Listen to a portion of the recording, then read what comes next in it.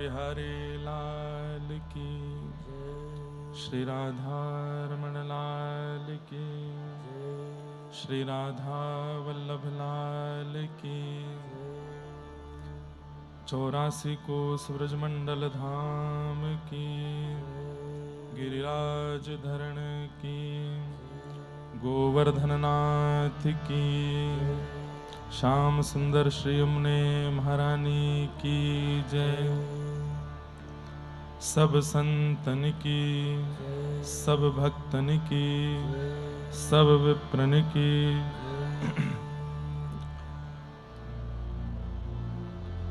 श्री दत्तात्रेय भगवान की, गोदावरी मैया की, देवादिदेव महादेव त्र्यंबकेश्वर भगवान की जय। जय श्री राधे, जय जय श्री राधे, जय जय श्री राधे।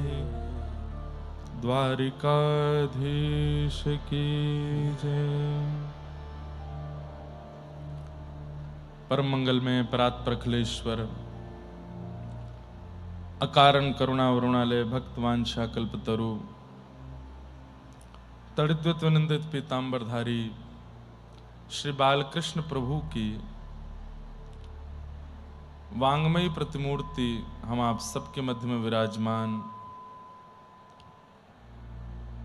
श्रीमद् भागवत महापुराण, जिनके पावन आश्रय में आश्रित होकर के हम आप सब लोग वैदिक वांग्मय के सर्वोच्च सदग्रंथ भागवत जी एवं श्री भक्तमाल जी के पावन भक्त चरित्रों का श्रवण कर रहे हैं, यह हमारा परम सौभाग्य है। श्री गोदावरी जी का पावन नीर, पावन तट, दत्त प्रभु की पावन सन्निधि और समस्त वैदिक जन, विप्रजन, गुरुजनों के पावन संसर्ग में हम आप सब लोग ये आनंद रस ले रहे हैं, ये हमारा परम सौभाग्य है। आज की कथा प्रातः सत्र में है, क्योंकि संध्या में लाल जी का जल क्रीड़ा मनोरथ है, तो शाम के समय ठाकुर जी क्रीड़ा के लिए जाएंगे, इसलिए सुबह के सत्र में कथा का क्रम है। मंच पर विराजमान समस्त विप्रवृंद, समस्त वैदज्ञ गुरुजन एवं परम पूजनीय प्रातः स्मरणीय, जिनकी पावन कृपा छत्र छाया में हम आप सब लोग बैठ कर के मंगलमयी कथा का रस स्वादन पान कर रहे हैं, ऐसे परम पूजनीय श्री दत्तदास जी महाराज एवं विराजमान आप सभी श्रोता भाई बंधु मातृशक्ति, सबको जय श्री कृष्ण, जय श्री कृष्ण, जय सिया राम, जय सिया राम, जय श्रीमन नारायण, जय श्रीमन नारायण, जय जय श्री राधे, जय जय श्री दिगंबरा। दिगंबरा।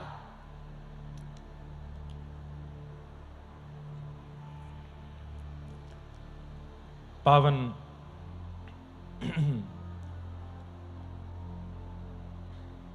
गंगा जी के तट पर मधुरतम भगवान के सखाओं की चर्चा श्रवण के लिए हम आप सब लोग एकत्रित हुए हैं, जिसमें हम लोग आज श्री गोविंद दास जी का पावन चरित्र श्रवण करेंगे। गोविंद दास, जिनके प्रति ठाकुर जी का अटूट सख्य संबंध प्रेम भाव रहा। अच्छा, एक बात बंधुओं आपको हम स्पष्ट करें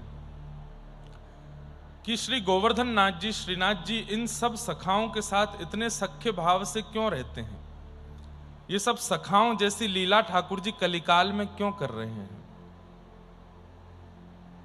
क्योंकि ब्रजमंडल में जब ठाकुर जी प्रकट हुए तो 11 वर्ष ही ठाकुर जी को सख्य लीला करने का अवसर मिला, बस। और 11 वर्ष में ठाकुर जी को इतना सुख मिला, इतना आनंद आया, इतना आनंद आया कि ठाकुर जी को अब इच्छा होने लगी कि ये सख्य रस और हम लेवें। 11 वर्ष ही क्यों हुआ था? इसके पीछे एक कथा हमारे रसिकजन संतजन सुनाते हैं। एक बार एक नगर में अकाल पड़ गया था।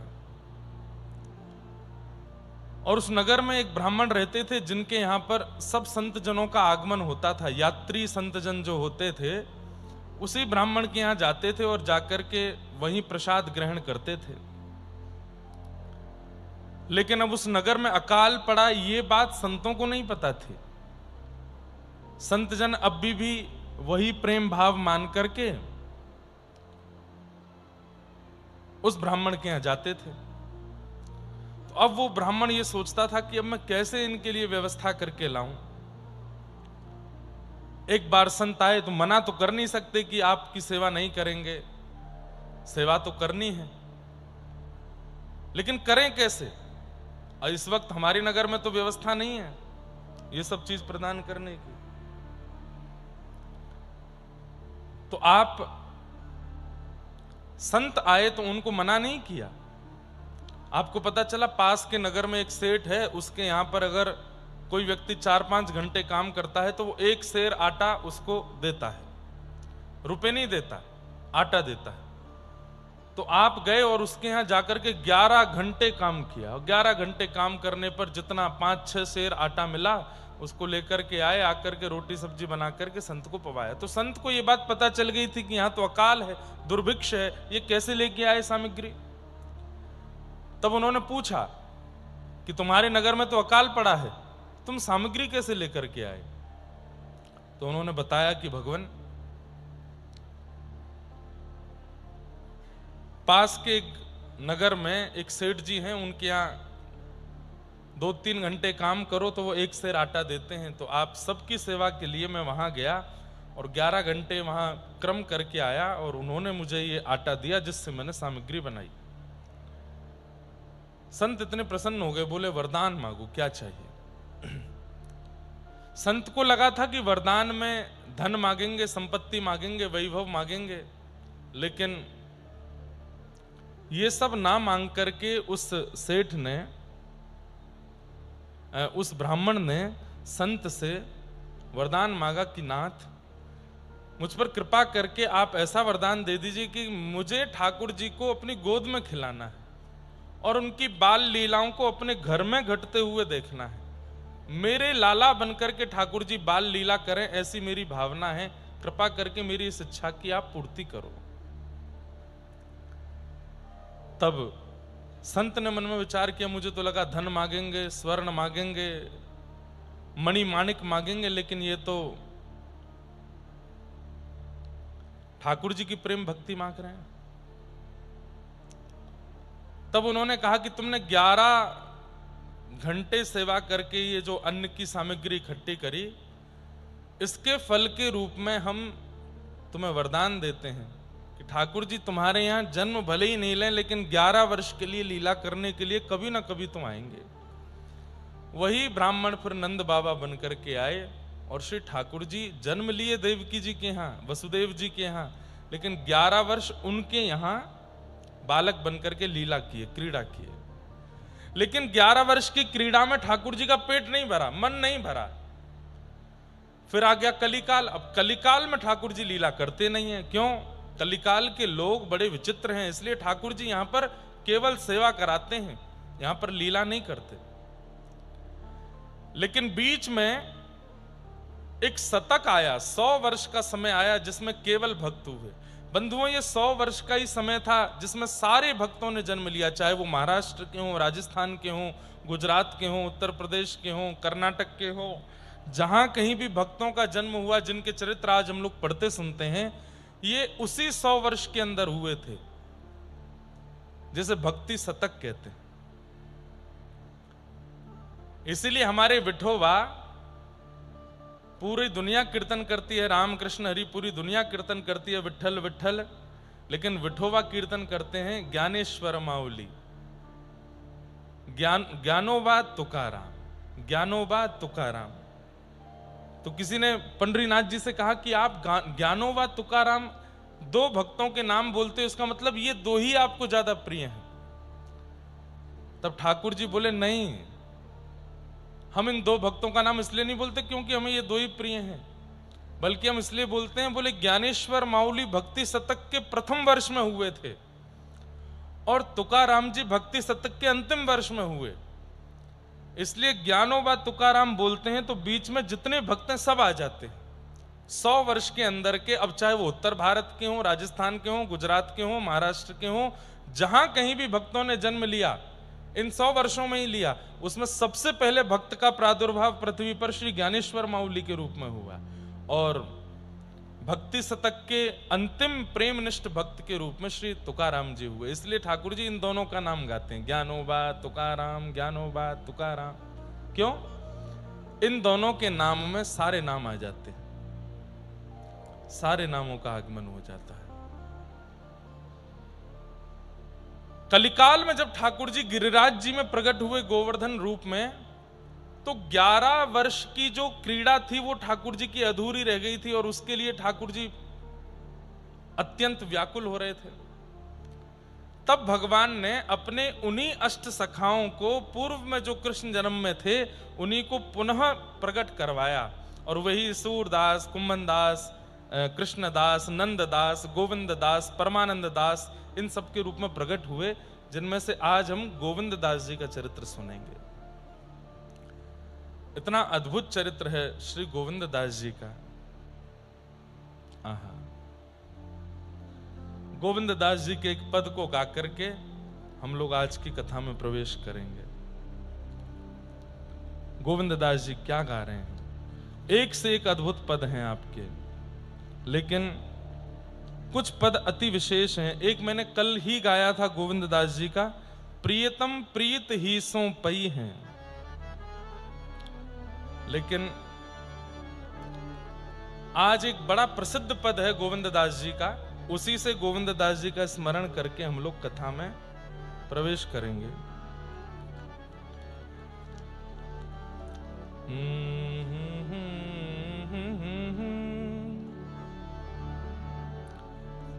आवाज आ रही है हमारी? काफी काफी है ना? कहाँ करूं वैकुंठ ही जाए, कहाँ करूं वैकुंठ, सब लोग गाओ,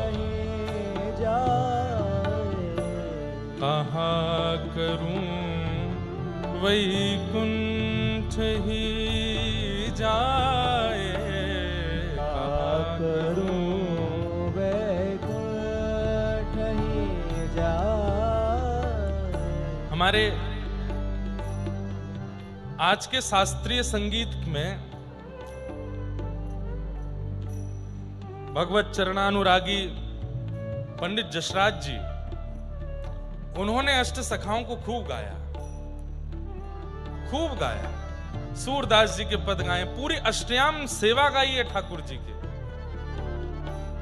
और हमें कभी कभी लगता है कि श्री ठाकुर जी ने उनको अपने निभृत निकुंज में सखा के रूप में ही स्वीकार किया होगा, या फिर हो सकता है कि इन अष्ट सखाओं में से किसी सखा की गायन की इच्छा अधूरी रह गई थी, इसलिए ठाकुर जी ने उन्हीं के रूप में दोबारा उनको भेजा, जाइए हमारे पद गा करके आओ। हमारे ब्रजमंडल में खूब पंडित जी के पद सुने जाते हैं, क्योंकि उन्होंने अष्ट सखाओं को खूब गाया है। गाइए आप सब लोग भी साथ में। गोविंद दास कह रहे हैं, मुझे वैकुंठ नहीं जाना है, मुझे वैकुंठ नहीं जाना है, मुझे सदा इस ब्रजमंडल में ही रहना है। कहाँ करूं वैकुंठ ही जाए, कहाँ करूं वैकुंठ ही जाए, कहाँ करूं वैकुंठ ही जाए, कहाँ करूं वैकुंठ ही जाए। जहाँ नहीं नंद, जहाँ नहीं यशोदा, जहाँ नहीं नंद, जहाँ नहीं यशोदा, जहाँ नहीं गोप ग्वाल और गाय, जहाँ नहीं ग्वाल और गाय, कहाँ करूं वैकुंठ ही जाए,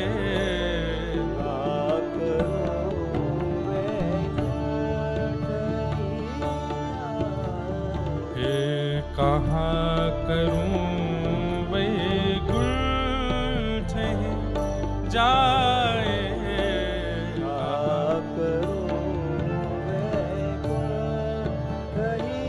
बोलो भक्त वत्सल भगवान की।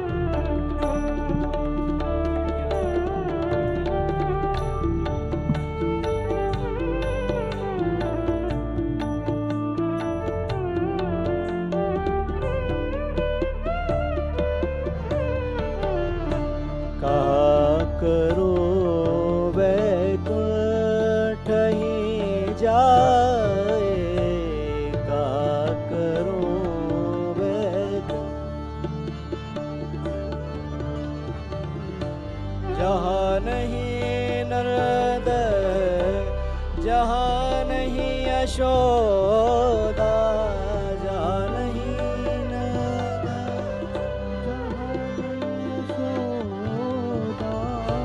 जहाँ नहीं नंद, जहाँ नहीं यशोदा, जहाँ नहीं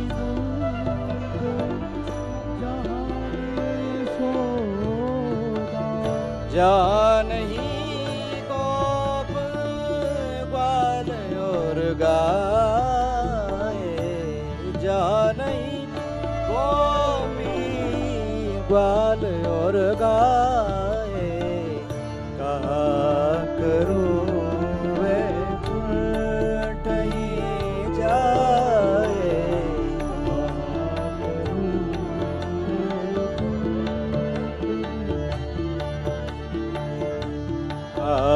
करूं वैकुंठ ही जाए, कहाँ करूं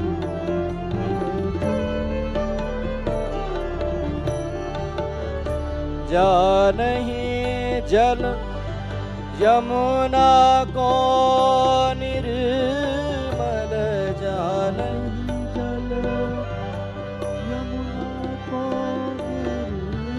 ओ यमुना को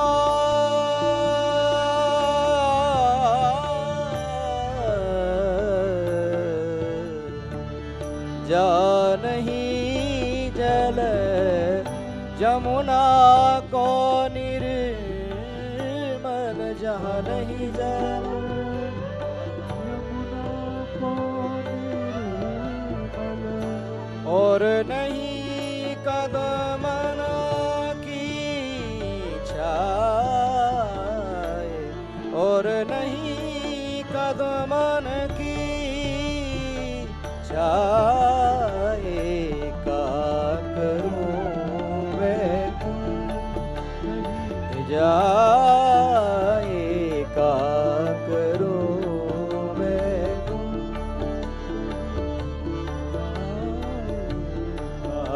करूं वैकुंठ ही जाए, कहाँ करूं वैकुंठ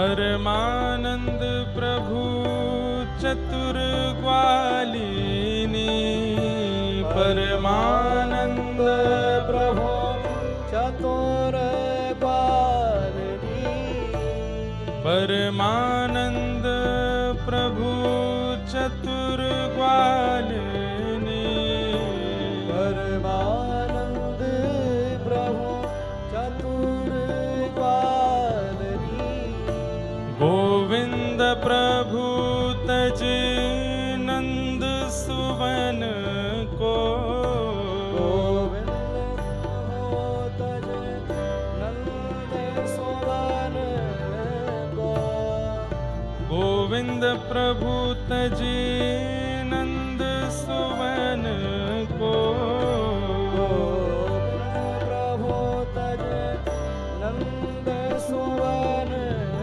को, ब्रज तज वहाँ बसती बलाए, ब्रज तज वहाँ मोरी जाए बलाए, ए ब्रज तज मोरी जाए बलाए, ब्रज तज मोरी जाए बलाए, कहा करूं वैकुंठ ही जाए, कहा करूं वैकुंठ ही जाए, कहा करूं वैकुंठ ही जाए, कहा करूं वैकुंठ।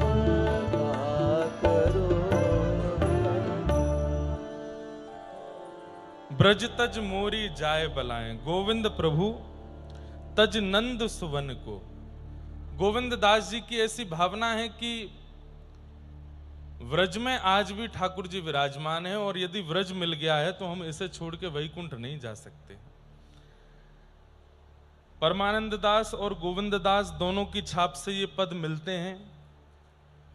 कई जगह ये बात है भी कि ये परमानंद दास जी का है कि गोविंद दास जी का है, परंतु ग्रंथों में कहीं गोविंद दास जी का भी मिलता है और कहीं परमानंद दास जी का भी मिलता है, तो दोनों के भाव से हम इसको स्वीकार करें। भगवान के श्रीदामा नाम के सखा, जो कि किशोरी जी के भैया हैं, वही गोविंद दास जी के रूप में प्रकट हुए। आपका जन्म हुआ, और जैसा कि अन्य सखाओं में भी देखा जाता है कि सब में गायन और कवित्व करने की, गायन और कवित्व करने की जन्म से ही कला ठाकुर जी ने प्रदान की है। आप में भी वही कला है, आप भी कवित्व भी करते हैं, गायन भी करते हैं। बहुत ध्यान से सुनिए। गायन करते थे, कवित्व भी करते थे, लेकिन मन को संतुष्टि नहीं होती थी। एक प्रसिद्ध गायक के रूप में आपका नाम था पूरे ब्रजमंडल में। दूर दूर से लोग इनका गायन सुनने के लिए, पद सुनने के लिए आते थे, और पद सुनने के बाद जब जाते तो उसको गुनगुनाते रहते थे। ऐसा आपका गायन रहता था कि लोगों के चित्त में ऐसे बैठ जाता था कि उनकी वाणी से वो पद रुकते ही नहीं थे, वे गाते ही रहते थे। एक बार किसी ने आपका पद जाकर के गोवर्धन में गोसाई श्री विठलनाथ जी को सुनाया। गोसाई श्री विठलनाथ जी ने जैसे ही आपका पद सुना, सुन करके इतने प्रसन्न हुए, बोले किसने लिखा है? तब किसी ने बताया, बोले गोविंद स्वामी करके हैं, उनका ये पद है। गोसाई जी बड़े प्रसन्न हुए। आप एक दिन बैठे थे और कोई पद गा रहे थे, और सामने एक रसिक बैठ करके सुन रहा था। आपके पद गाते गाते उस रसिक की स्थिति ये हो गई कि वो झूमने लगा, उसके नेत्रों से अश्रुपात होने लगा, भाव विह्वल होकर के रुदन करने लगा। तो गोविंद दास जी के मन में ये, पहले इनका नाम गोविंद स्वामी था। मैंने कहा ना, दास तो ठाकुर जी के चरणों में आने के बाद होते हैं। तो गोविंद स्वामी जी के मन में आया, पद मेरा, शब्द मेरे, स्वर मेरा, गा मैं रहा हूं और जो स्थिति मेरी होनी चाहिए थी वो मेरी तो हुई नहीं, इसकी हो रही है। ये कैसे संभव हो सकता है? तो गोविंद स्वामी जी ने जब उसके पद विश्राम हुआ तो उससे पूछा, बोले भैया तुम्हारी ये हालत देख करके, तुम्हारा ये भाव देख करके मेरे मन में थोड़ी सी ना जलन हो रही है कि जो स्थिति मेरी होनी चाहिए गायन करने के बाद वो मेरी तो हुई नहीं, तुम्हारी कैसे हो रही है? ठाकुर जी का सुंदर भाव मैं गा रहा हूं लेकिन व्याकुलता तुम्हारे मुख पर दिखाई दे रही है, ऐसा क्यों हो रहा है? तब उसने कहा आप कितना सुंदर गा रहे थे, कितने अच्छे शब्दों का प्रयोग कर रहे थे। गोविंदास जी बोले वो तो पता मुझे भी है, लेकिन वैसी भावुकता मुझे क्यों नहीं हो रही जैसी तुमको हुई? तब उसने कहा कि मेरे सदगुरु की कृपा है, ये मेरे गुरुदेव की कृपा है। आपके शब्द मेरे कानों में पड़ते हैं, मुझे दृश्य दिखने लगता है, श्याम सुंदर दिखने लगते हैं। सामने बैठे कुछ गा रहे हैं, कुछ कह रहे हैं, ऐसा अनुभव होने लगता है। गोविंद दास जी बोले ये अनुभव अगर मुझे करना हो तो? बोले अगर आपको ये अनुभव करना है तो आपको गुरुदेव की शरण लेनी चाहिए। बोले आपके गुरु कौन हैं? बोले मेरे गुरु गोसाई श्री विठलनाथ जी, वल्लभाचार्य महाप्रभु के शिष्य गोसाई श्री विठलनाथ जी मेरे गुरु हैं। गोविंद दास जी की इच्छा हुई कि मैं उनकी शरण में चलूं और आप गोसाई श्री विठलनाथ जी की शरण में आए, सन्मुख आकर के बैठे। गोसाई श्री विठलनाथ जी ने इनको जैसे ही देखा, देखते ही बोलने लगे, बिल्कुल ऐसे जैसे कितने जन्मों से एक दूसरे को जानते हो। अरे गोविंद, कैसे हो भैया तू? गोविंदास जी बोले मैं तो पहली बार आपसे मिला हूं, आपको मेरा नाम कैसे पता? बोले तेरो नाम बस हमको पता है, कई लोगों ने आके हमको बताई कि ब्रजमंडल में एक बहुत सुंदर कविता करवे वारो एक गायक है, नाम है वाको गोविंद दास। तो बोले ये कैसे पता चला कि मैं ही वो गायक हूं, मैं ही वो कवि हूं? बोले तू आयो, आकर के मेरे सामने बैठो तो बस तू को देख करके मुझको अनुभव है गयो। गोविंदास जी ने कहा बस मेरी एक ही इच्छा है कि आप कृपा करके अब मुझे शरणागति प्रदान करो। गोसाई श्री विठलनाथ जी ने आपको शरणागति प्रदान की और शरणागति प्रदान करते ही आपका नाम रखा गोविंद दास। आहा, ठाकुर जी के मधुर दर्शन कराए। नवनीत प्रिया लाल जी का सुंदर दर्शन करके गोविंद दास जी झूम उठे, आनंदित हो गए। इतनी सुंदर झांकी देख करके आपने ठाकुर जी की बाल लीला का सुंदर पद गाया और उस पद में भाव ऐसा था कि गोविंद दास जी कह रहे हैं कि ये अभी नेक्से से हैं तो इतने हमारे चित्त वृत्ति पर असर कर रहे हैं, ये बड़े हो जाएंगे तो थोड़े सुगड़ हो जाएंगे तो और कितने सुंदर लगेंगे गोसाई जी।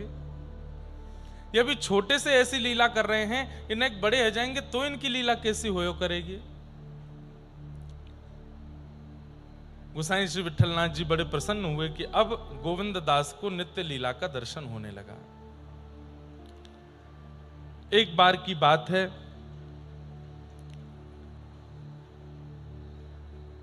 गोविंद दास जी गोकुल में यशोदा घाट है यमुना जी का, वहां बैठ करके कुछ गा रहे थे और जैसे ही गा रहे थे उसी समय क्या देखते हैं कि सांवरा सलोना बदन है और सांवरे सुंदर छोटे से लाला और चलते हुए आए और गोविंद दास के सामने आकर के बैठ गए। प्रत्यक्ष दर्शन हुआ। गोविंद दास जी तो देख करके आनंदित हो गए, चरणों में प्रणाम करने लगे, प्रणिपात करने लगे, बलैया लेने लगे। जय जय, आप श्री नवनीत प्रिया लाल ही हैं ना? बोले हाँ।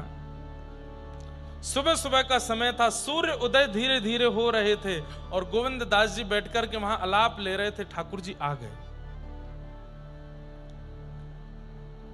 गोविंद दास बोले जय जय, कैसे आगमन भयो आपको? तो ठाकुर जी क्या बोलते हैं,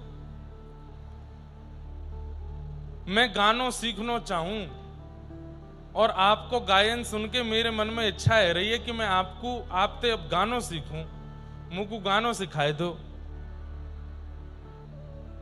गोविंददास बोले जय जय, आपको कहा आवश्यकता है, आप तो सब गुणों की खान हैं, आपके मुख से स्वर निकले ये तो बहुत दूर की बात, जब आप चलते हैं तो आपकी नूपुर ध्वनि, आपके अंग के जितने भी आभूषण आदि हैं, इन सब से ही वेदत ध्वनि प्रकट होने लग जाती है, आपकी श्वास श्वास से वेदत ध्वनि प्रकट होती है। आपको राग सीखने की क्या आवश्यकता है? अरे नाए वो वारे राग ना गाने मोकू तो वो वारे गाने। बोले कौन से? बोले जब मैं रास करवे जाऊं ना तो वहां पे सबरी सखी ऐसो अलाप ले ले करके गामे, प्रिया जी ऐसी सुंदर अलाप तारी करके गामे, मोकू मन में बड़ी गिलानी होवे, मैं क्यों ना गा पा रहा हूं इनके जैसो। गोविंददास तुम्हारे पास बहुत सुंदर स्वर है, तुम मोकू गानों सिखाए दो। तो गोविंददास जी सामने बैठे और ठाकुर जी छोटे से लाला बन करके बिल्कुल उनके सामने आकर के बैठ गए, और ठाकुर जी ने कहा अब मैं नित्य आया करूंगा यही समय पे, और नित्य तुम मुझको गायन सिखाओगे।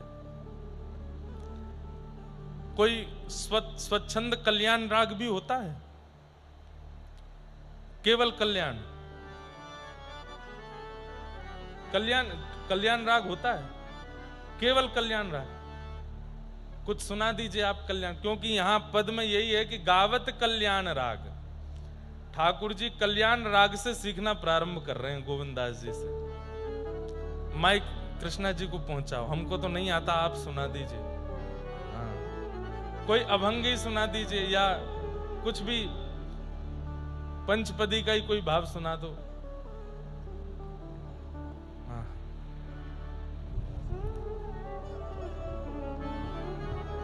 ये कल्याण राग है। कल्याण राग में ठाकुर जी गाना प्रारंभ किए हैं, मतलब सीख रहे हैं श्री गोविंददास जी से।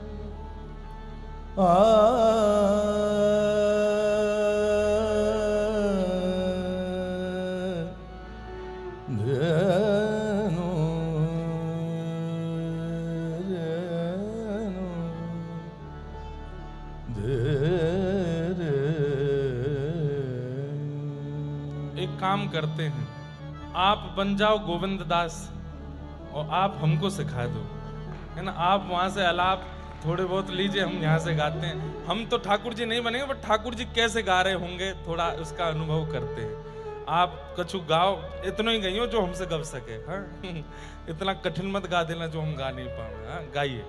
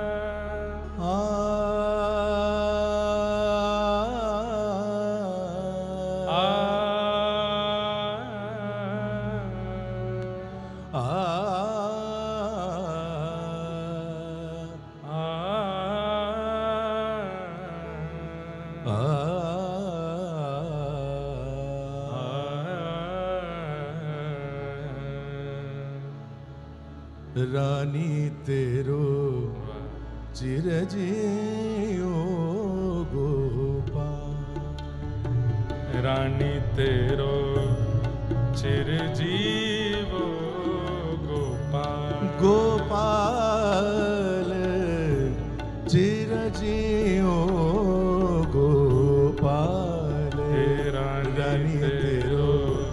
चिरजीव गोविंद दास जी ऐसे सिखाते थे, लेकिन ये अच्छे गुरु जी हैं, सिखा के कुछ कहे नहीं, लेकिन गोविंद दास जी डांट रहे हैं बीच बीच में ठाकुर जी को। पद में ऐसा वर्णन आता है कि श्री गोविंद दास जी जब अलाप लेते हैं तो ठाकुर जी पीछे कान पे हाथ धर के अलाप गाते हैं। छोटे से लाला जब अलाप गाते हैं तो अलाप में कुछ त्रुटि करते हैं, और जैसे ही त्रुटि करते हैं तो श्री गोविंद दास जी आंख खोल कर कहते हैं नहीं ऐसे नहीं, दोबारा गाओ, फिर से अलाप लेकर के आओ। और फिर गोविंद दास जी सिखाते हैं, फिर ठाकुर जी वैसे ही अलाप लेते हैं, फिर त्रुटि करते हैं, फिर गोविंद दास रुक जाते हैं, जब तक ठीक नहीं गाओगे आगे नहीं सिखाऊंगा। सो ठाकुर जी कभी ठाड़े होकर के गा रहे हैं, कभी बैठ के गा रहे हैं। फिर ठाकुर जी के हमें गोविंद दास बोले हाँ मैं जमुना में जाके गाऊंगा, वहां मेरो स्वर निकल आवेगो। तो जमुना जी में खड़े होकर के गाते हैं, तब भी स्वर नहीं निकलता। गोविंद दास जी कहते हैं सुनो, आप तो रास में नृत्य किया करो, गायन आपके लिए नहीं है। अच्छा एक अंतिम बार सिखाओ, अब की बार गाऊंगा, और मैं कल गाऊंगा, आज नहीं गाऊंगा। अगले दिन सुबह सुबह 4 बजे ठाकुर जी आ गए। गोविंद दास जी ने फिर कल्याण राग के स्वर छेड़े, बुलगाओ। अब जैसे ही गान लगे सो गोविंद दास जी के नेत्र बंद हो गए, और जैसे ही स्वर कान में पड़ा तो श्री गोविंद दास जी बोले जय जय, ये एक रात में सो का खा के आए हो जो आपको स्वर इतनो मीठो है गयो। आप मीठो तो कल भी गा रहे, मीठो तो आपके स्वर में मिठास तो कल भी थी, लेकिन आज तो बड़ी अद्भुत मिठास है। ये मिठास कहां से आई है आप में? ठाकुर जी बोले मैंने रात भर रियाज कियो, आज रात भर गायो है, या हमारे ऐसी मिठास आ गई। बोले नहीं, दोबारा गाओ। अभी तो मैंने आंख बंद करके सुनी, अब मैं खोल के देखूंगा। तो जैसे ही खोल के देखने लगे सो ठाकुर जी ऐसे गलो हिला में करके गा में। लेकिन तभी गोविंद दास जी ने कान लगा करके सुनी तो आवाज तो किसी वृक्ष के पीछे से आ रही है, और आप दौड़ करके गए, जाकर के देखा तो वहां श्री किशोरी जी बैठ करके गा रही हैं। ठाकुर जी किशोरी जी को लेकर के आए हैं, और ये मना के लाए हैं कि गोविंद दास मुंह को सिखा ना रहे है, और मुंह पे आगे गव नहीं रहो है। तो किशोरी जी बोली आप तो बस मुंह चलाइयो, पीछे तो मैं गा दूंगी। तो आज गोविंद दास गवा रहे हैं, ठाकुर जी मुंह चला रहे हैं, और पीछे वृक्ष के खड़े होकर के किशोरी जी गा रही हैं। गोविंद दास इस लीला का दर्शन करके तो न्योछावर हो गए ठाकुर जी पर, श्री जी पर, इस सुंदर भाव पर। अरे मैं क्या वर्णन करूं अब इस भाव का, मैं क्या वर्णन करूं, मुझ पर जो कृपा आपकी हुई है। किशोरी जी बोली ये रात में रो रहे मेरे पास आए के, और मुझे कह रहे बोले गोविंद दास आगे सिखाए नहीं रहे हो, तो मैंने की कल्याण राग मुंह को पूरा आवे। तो श्री जी आप एक काम करो, कल सुबह मैं सीखवे जाऊं तो आप पीछे पीछे अलापकारी गाए दियो। ठाकुर जी बैठ करके केवल मुंह चला रहे हैं, किशोरी जी गा रही हैं। तो फिर गोविंद दास ने दोनों बैठाए हैं, और अब देखिए गोविंद दास पर कृपा। गोविंद दास अलाप ले रहे हैं और किशोरी जी गा रही हैं बिल्कुल जैसा गोविंद दास गा रहे हैं। और ठाकुर जी दोनों को देख करके जब गाते हैं तो फिर दोनों डांट रहे हैं ठाकुर जी को, किशोरी जी भी और गोविंद दास भी। ऐसे नहीं, ऐसे गाओ, ऐसे नहीं, ऐसे करो। तो फिर ठाकुर जी कह रहे एक ही डांट वे वारो भलो, अब तो दो है गए हैं, यहाँ तो ये डांटे वहां तो वो। और कई बार ठाकुर जी सही स्वर लगा भी देते हैं, गोविंद दास कहते हैं हाँ हाँ ठीक है, लेकिन किशोरी जी के नहीं नहीं नहीं ठीक नहीं लगा है, दोबारा लगाओ। किशोरी जी के डांट से और ज्यादा ठाकुर जी ऐसे हो जाते हैं। ऐसा अद्भुत भाव वहां चल रहा है। श्री गोविंद दास गा रहे हैं और ठाकुर जी से गवा रहे हैं। आहा, हे रानी तेरो चिरजीवो गोपाल, रानी तेरो चिरजीवो गोपाल, हे रानी तेरो चिरजीवो गोपाल, रानी तेरो चिरजीवो गोपाल, हे रानी तेरो चिरजीवो गोपाल, रानी तेरो चिरजीवो गोपाल रानी तेरो चिरजीवो गोपाल रानी तेरो चिरजीवो गोपाल बेगी बड़ो बड़ी होए विरध लट बेगी बड़ो बड़ी होए विरध लट महरी मनोहर बाल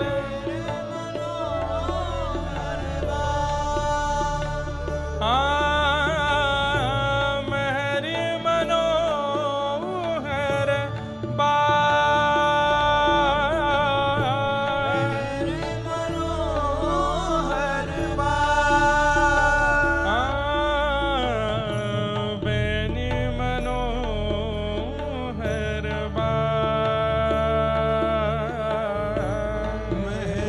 मनोहर बाल हे रानी तेरो चिरजीवो गोपाल रानी तेरो चिरजीवो गोपाल रानी तेरो चिरजीवो गोपाल रानी तेरो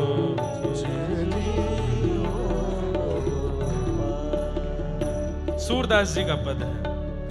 उपज पर्यो यह कूखी भाग्य बल उपज पर्यो यह कोटि भाग्य बल समुद्र सीप जैसे लाल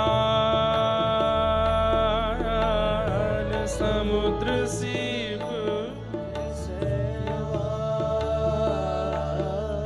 हे सब गोकुल के प्राण जीवन धन गोकुल के प्राण जीवन धन हे सब गोकुल के प्राण जीवन धन सब गोकुल के प्राण जीवन धन ओ बैरिन के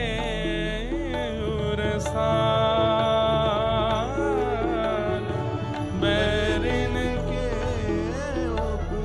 ओ रानी तेरो चिरजीवो गोपाल रानी तेरो चिरजीवो गोपाल हे रानी तेरो चिरजीवो गोपाल रानी तेरो चिरजीवो गोपाल हे सूर की तो जिय सुख पावत है सूर की तो जिय सुख पावत है सूर की तो जिय सुख पावत है सूर की तो जिय सुख पावत है निरखत श्याम तमाम निरखत श्याम तमाम हे रज आरज लाग्यो मेरी अखियन रज आरज लाग्यो मेरी अखियन रोग दोष जंजाल रोग दोष जंजाल देखो कैसी लीला ठाकुर जी की। गोविंद दास जी से हमने सीखना शुरू किया, अब हम ही सिखाने लगे। इन्होंने प्रारंभ कराया, अब हम पूरा ही गा दिए। बीच बीच में आप ताने तराने कुछ तो गाओ, थोड़ी तो फीलिंग आवे कि गोविंद दास सिखा रहे हैं ठाकुर जी को।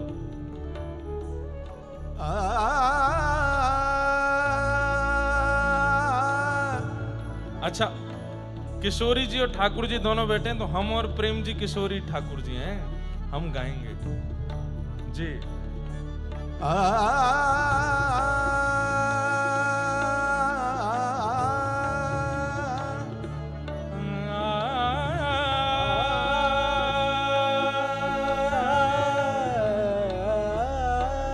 मैंने ठीक गाया और किशोरी जी ज्यादा गा रही हैं कछु।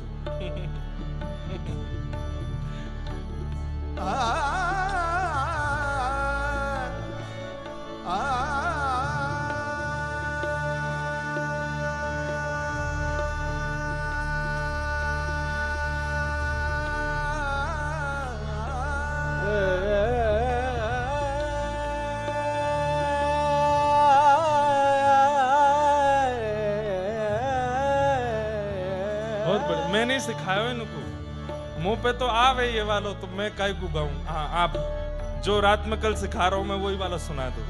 सुना, जो रात में सिखाया हूं मैंने, सुना दो वही वालो।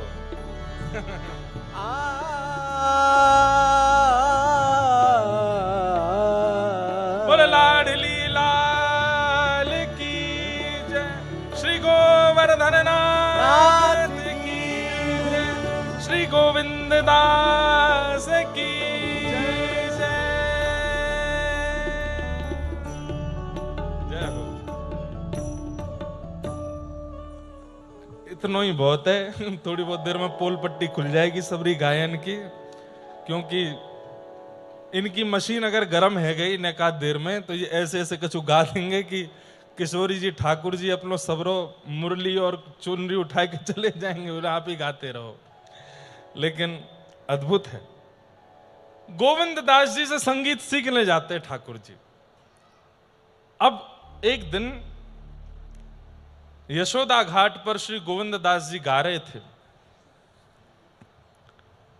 और तभी गुसाई श्री विठलनाथ जी का वहां से निकलना हो रहा था और गुसाई जी ने तुरंत गोविंद दास की ओर देखा। रियाज कर रहे हैं, सुबह सुबह का समय है, रोज ही करते थे, तो कोई ऐसा विशेष ध्यान नहीं दिया था।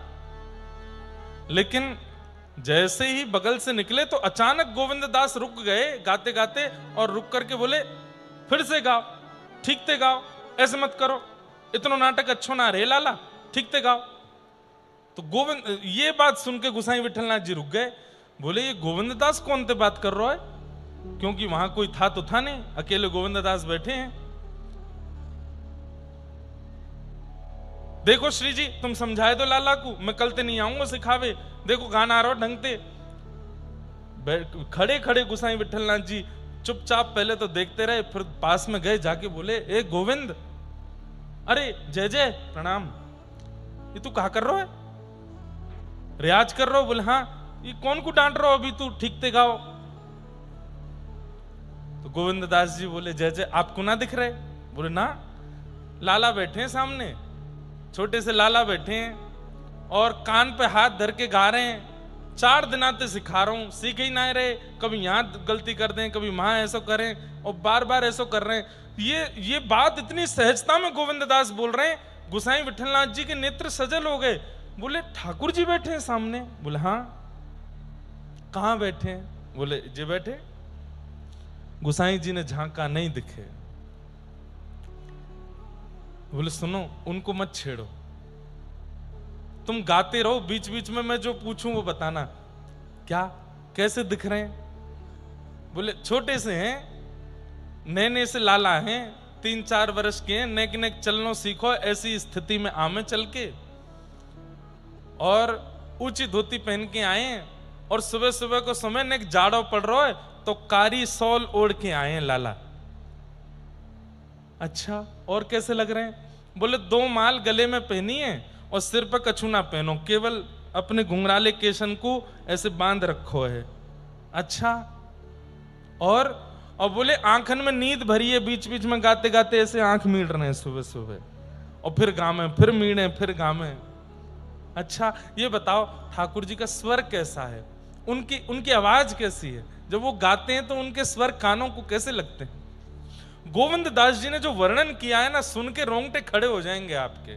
गोविंद दास सीधे अगर मैं बोल दूं कि बहुत सुंदर गा रहे, ऐसा नहीं बताया। गोविंद दास बोले जय जय प्रकृति का जो स्वर है, प्रकृति का स्वर क्या है?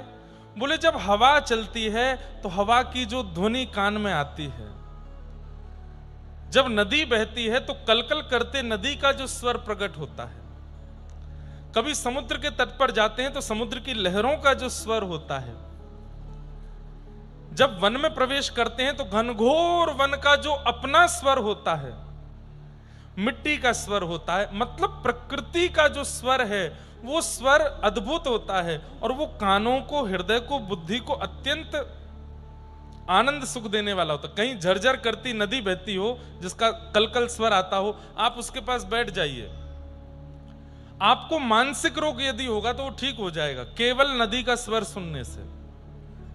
आप घनघोर वन में जाकर के बैठ जाइए, एंजाइटी, डिप्रेशन दिमाग में जितना होगा सब स्वर ठीक हो जाएगा केवल पत्तों की चलचलाहट सुन करके। गोविंद दास कह रहे हैं, बोले जिस प्रकार प्रकृति का स्वर हमारे अंतस्थ का मार्जन करता है और अंतस्थ को सुख देता है, ऐसी प्रकृति के स्वर से मिलती जुलती आवाज है ठाकुर जी की।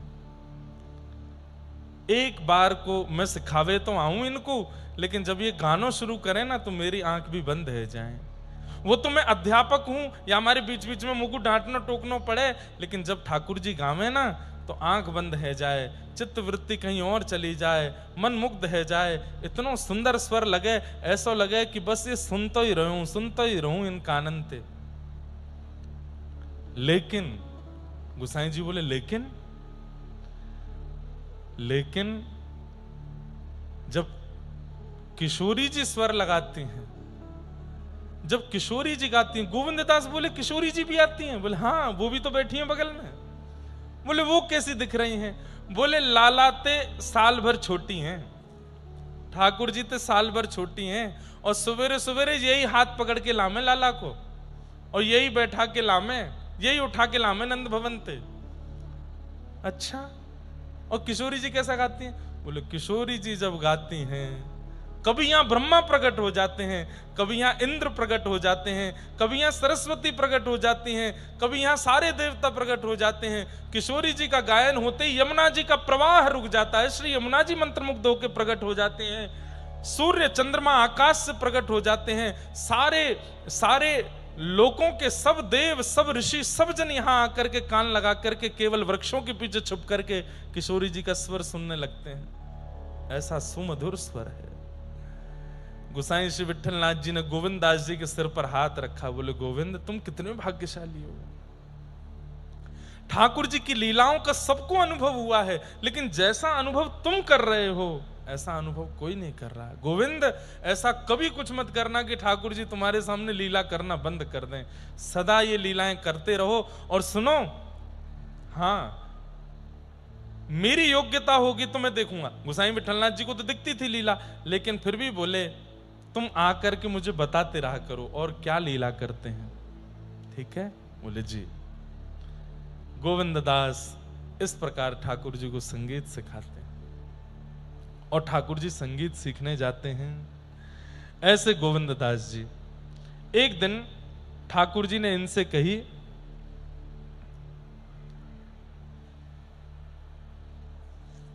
आज मैं और तू छुपन छुपाई खेलेंगे।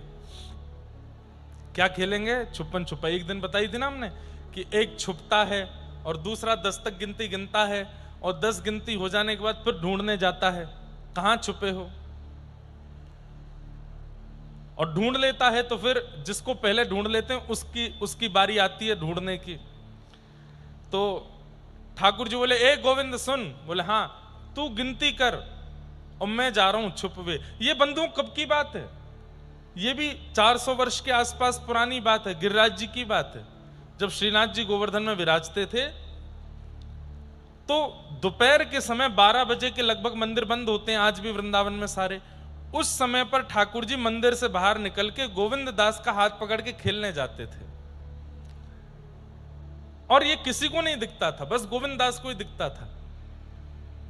तो आज ठाकुर जी बोले मैं और तू छुपन छुपाई खेलेंगे हैं। तो ठीक है गोविंदा, पहले तू 10 तक गिनती गिन और मैं छुप रहा हूं। तो गोविंद बोले ठीक है, 1 2 3 4 5 6। गोविंदास एक जगह जाकर के ऐसे गिनती गिन रहे हैं और ठाकुर जी कहीं दूर वन में बिल्कुल कदम्ब के वृक्ष के ऊपर ऊंची डाली पर जाकर के चुपचाप बैठ गए। गोविंद दास की ढूंढवे की बारी आई। सब लोग इधर देखो, यहां देख के सुनो। गोविंद दास की ढूंढने की बारी आई तो गोविंद दास इतने चतुर, वो ढूंढ नहीं रहे तो सूंघ रहे हैं। इत्री की सुगंधी जहां जहां से आ रही है वहीं वहीं ठाकुर जी जहां जहां चरण धरते हैं। ललित गति विलास वल गुहास प्रणय निरीक्षण कल्पितो रुमाना। ठाकुर जी ललित गति से जब चाल रखते हैं, जहां चरण रखते हैं उतने उतने पत्तों में से, उतने वृक्षों में से सुगंधी अपने आप प्रकट हो जाती है। तो गोविंद दास के लिए कितना सरल हो गया, जहां जाते हैं वहां सुगंधी नहीं होती, सुई मुड़ जाते हैं, फिर आगे जाते हैं, हाँ यहीं सुगंधी, यहीं चलते रहो, वहीं चलते चलते। अच्छा दूसरी बात, ठाकुर जी के चरणों में हल्के हल्के कुमकुम लगे हैं तो कहीं कहीं कुमकुम की छाप दिख जाती है। ठाकुर जी जिस वृक्ष को छूते हैं वो वृक्ष पिघल जाता है, उतना हिस्सा वृक्ष का टपकने लगता है, तो उससे पता चल जाता है यहां छू के गए हैं। गोविंद दास ऐसे ढूंढते ढूंढते गए और बड़ी जल्दी उस वृक्ष के नीचे पहुंच गए जहां पर अनंत सुगंध आ रही थी, सौंधी सौंधी ठंडी हवा चल रही थी। ठाकुर जी के संग प्रकृति चलती है, जहां जहां ठाकुर जी चलते हैं प्रकृति चारों ओर घूमती है। सौंधी सुगंध आ रही है, मंदम मंदम हृदय स्पर्शी तन स्पर्शी अत्यंत सुख देने वाली हवा चल रही है। गोविंदास पहचान के बोले यहीं बैठे हैं, अब ढूंढनो है। गोविंददास ने नजर घुमाई और जैसे ही ऊपर देखे तो ऊपर ही ठाकुर जी बैठे थे, जैसे यहां बैठे हैं वो बैठे हैं ना, ऐसे ही बैठे थे ठाकुर जी। लाला मिल गो। ठाकुर जी रिसिया के उतर के अब तो कैसे मिल जाऊं मैं, ने कहूं ना ढूंढे, मैं इतनी दूर जाके छिप जाऊं तब भी मुझको कहीं ना कहीं तो जाके ढूंढ ही लेवे, तो को कैसे पता चल जाए। मैं कह को बताऊं मुंह कैसे पता चले, मुंह तो पता चले। अब सुनो बात मत घुमाओ, जाओ गिनती करो, अब मैं छुपूंगा तुम ढूंढो। ठाकुर जी बोले ठीक है मैं जा रहा हूं। ठाकुर जी गए, जाए करके 1 2 3 4 5 गिनती करने लगे। गोविंद दास जी चटपट एक वृक्ष के ऊपर चढ़ के जाके बैठ गए। ठाकुर जी ने 10 तक गिनती गिनी, 10 गिनती गिनवे के बाद देखी कहां है। बोले अब धूप पड़ रही है, दोपहर को समय है, अब या गोविंद दास को ढूंढना पड़ेगा, जन कहां जाके छुप गए होगो। एक काम करूं, बोले कहा या कुछ छुपो रेंदो में जाके सो रहा हूं। और ठाकुर जी गए मंदिर में जाके रजाई ओढ़ के सोए गए। वहां गोविंद दास बैठे, ठाकुर जी आ रहे होंगे, ठाकुर जी आ रहे होंगे। 4 बज गए शाम के, और 4 बजने का मतलब है उत्थापन। ठाकुर जी के मंदिर खुलते हैं सब जगह। गोविंद दास अब तक छुपे ही बैठे हैं और पसीना पोंछ रहे हैं, बार बार आ रहे होंगे, जय जय आ रहे होंगे। यहां नहीं आ पा रहे, थोड़ा पास चलो जाऊं, ज्यादा दूर आ गयो लगूं, जय जय लाला। कहीं ज्यादा दूर चले गए दिखे, फिर और पास चले गए, अरे जय जय जल्दी ढूंढ लो मुझको। और ठाकुर जी की तरफ से कोई प्रत्युत्तर नहीं आवे। इतने में ही संध्या के उत्थापन के दर्शन खुल गए मंदिर में, और टन टन टन घंटे की आवाज बजी। गोविंदास जी बोले ये तो मंदिर खुलवे को ध्वनि है रही है। अच्छा तो मतलब मैं यहां छुपा बैठा हूं, खुद जाके मंदिर में दर्शन दे रहे हैं भक्तन को। अभी बताऊं। इतने में ही गोविंद दास हाथ में छड़ी लिए और बोले आज नहीं छोड़ूंगा या लाला को, आज बताऊंगा। और श्रीनाथ जी मंदिर की ओर जाने लगे। यहां गोसाई जी विठलनाथ जी ठाकुर जी की आरती कर रहे हैं, ठाकुर जी खड़े हैं, मंद मंद मुस्का करके ठाड़े हैं। गोसाई जी विठलनाथ जी आरती कर रहे थे। अचानक से ठाकुर जी को याद आई कि अरे मैं तो गोविंद को वन में छोड़े आया हूं, वो अभी तक मेरी बातें निहार रहा होगा। तभी ठाकुर जी ने ध्यान लगा के देखी कहां है गोविंद, तो देखी वो तो छड़ी लेके मारवे आ रहा है।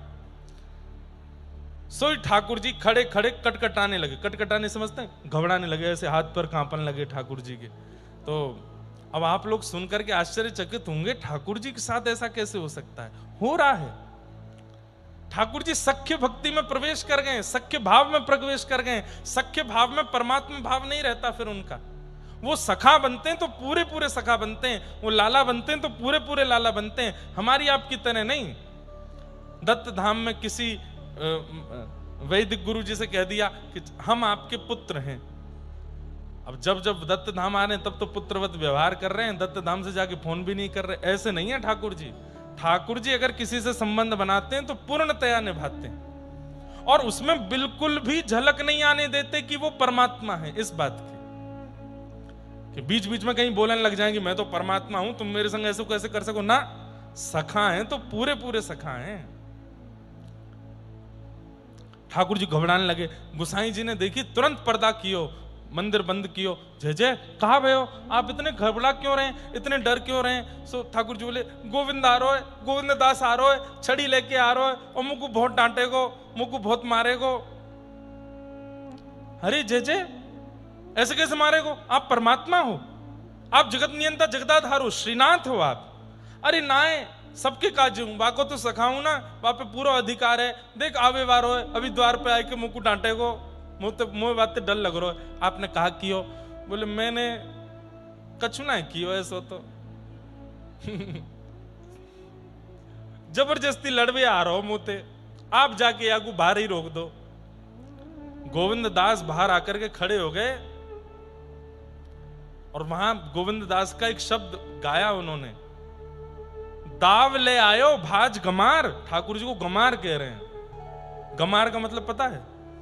जो पढ़ा लिखा नहीं होता उसको गमार बोलते हैं, जो अनपढ़ गमार ऐसे बोलते। तो ठाकुर जी को गोविंद दास बोल रहे हैं, दाव ले आयो भाज गमार, कभी तो निकसे को बाहर, ऐसी दूंगो मार। भीतर बैठो है मंदिर में चाहे के मैं यहीं बैठो रहूंगा, कभी तुम बाहर आवेगो, और जब बाहर आवेगो तभी ये छड़ी लेके भागूंगा तेरे पीछे। इतने में गुसाई विठलनाथ जी भीतर से निकल के आए। गोविंद सो गोविंदास जी खड़े, जय जय प्रणाम। कहा कर रहे हो? हैं ठाकुर जी की स्तुति करनी चाहिए, वंदना करनी चाहिए, तू यहां द्वार पे खड़े है कि गमार कह रहे हो ठाकुर जी थे? गोविंदास बोले, जय जय गुरु जी आप सो एक प्रार्थना। बोले कहा, आप मेरे और लाला के या भाव के बीच में मत आओ, है आपकी कृपा सो, आपकी कृपा से ही ठाकुर जी मेरे संग सख्य लीला कर रहे हैं, पर मैं ना चाहूं कि आप या बीच में दखलंदाजी करो, बिल्कुल मत आओ, मुझको बात करन दो लाला से। अरे कभी कभी यूं भी तो विचार कर लेकर कि वो परमात्मा है। बोले ये विचार अगर गुरु जी करवाएंगे तो फिर सख्य विचार नहीं बनेगा। अगर परमात्मा का विचार करना है तो फिर सख्य भाव नहीं रख पाऊंगा मैं, मुझे परमात्मा भाव में ही रहने दीजिए। देख तेरे कारण जय जय घबरा रहे हैं भीतर। बोले घबरान दो, काम ऐसो कियो इनने घबरावे वारो, घबरान दो। दाव ले आयो भाज गमार, कभी तो निकसे को बाहर, ऐसी दूंगो मार। ठाकुर जी चुपचाप भीतर ही बैठे हैं। गोसाई जी इतने प्रसन्न हो रहे हैं, बोले गोविंद के संग कितनी लीला करते हैं ठाकुर जी। एक दिन भीतर श्रीनाथ जी का श्रृंगार कर रहे थे और गोविंद दास बाहर बैठ करके कीर्तन गा रहे थे। ये नित्य का नियम होता था, जब जब ठाकुर जी का श्रृंगार होता है तब तब कीर्तनिया बाहर बैठ करके कीर्तन गाते हैं ठाकुर जी का। आप गा रहे थे, राजत दंपति कुंज महल में, राजत दंपति कुंज महल में, राजत दंपति कुंज महल में, राजत दंपति कुंज महल में। गोविंद दास जी जब पद गायन भी करते थे ना ठाकुर जी के सन्मुख, तो इस भाव से करते थे कि मेरो सखा अपनी प्रियतमा के संग बैठो है। लाडली जी मेरे सखा की प्रियतमा है, वहां भी सख्य भाव ही रखता है उनका, परमात्मा भाव नहीं रखते हैं। अब देखो ये तो कहने की बात है, पर मन में किंचित ये भाव तो है कि ये परमात्मा है, पर उस परमात्मा भाव को आने नहीं देते हैं, सख्य भाव की ही प्रधानता रखते हैं।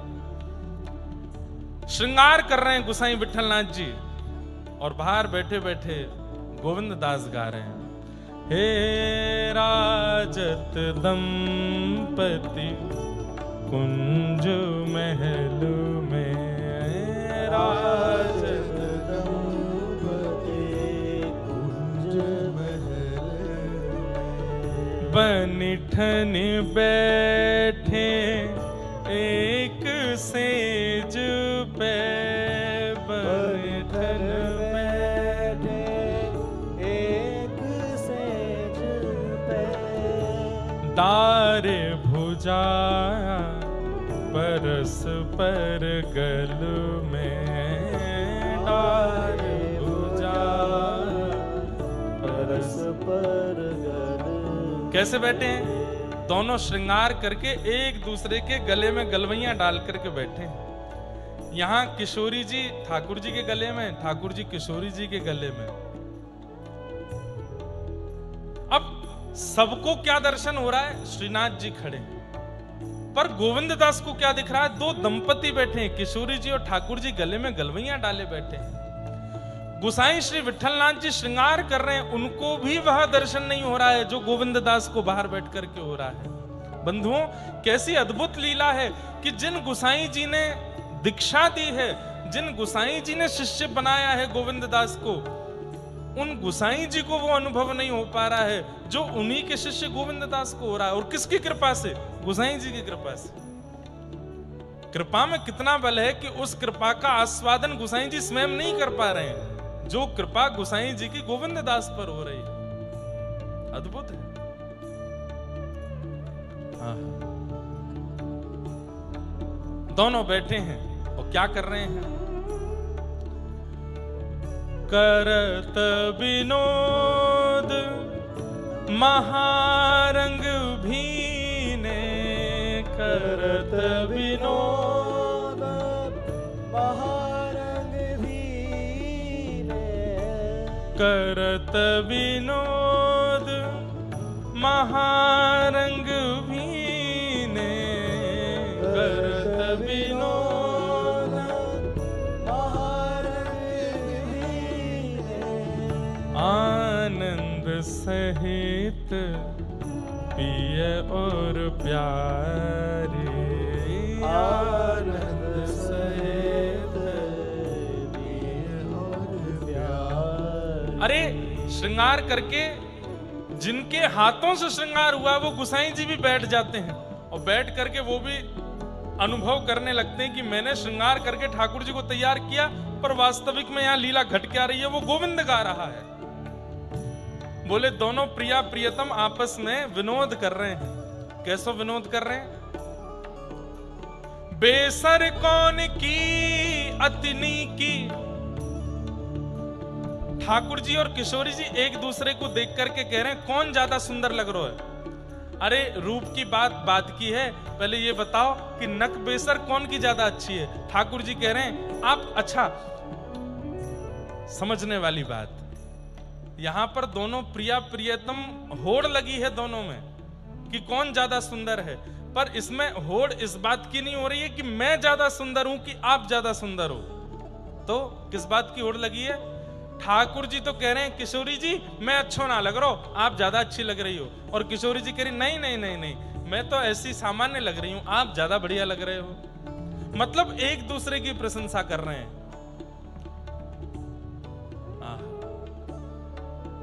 और गोविंद दास दर्शन करके गा रहे हैं। श्रृंगार करके स्वयं गुसाई विठलनाथ जी आए, उनको वो अनुभव नहीं हुआ जो गोविंद दास दिखा रहे हैं। बोले आप तो श्रृंगार कर आए, अब दोनों में हट छिड़ गई है, कौन ज्यादा बढ़िया लग रहा है।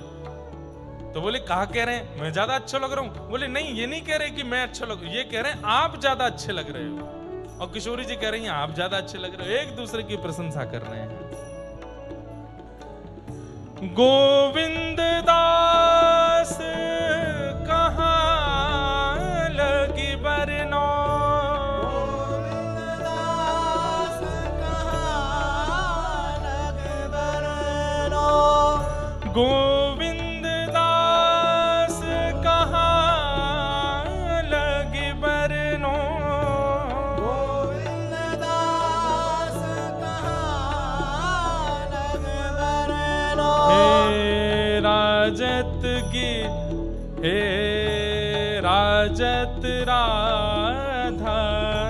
गिरधारी राजत राखा गिरधारी हे राजत दंपति कुंज महल में राजत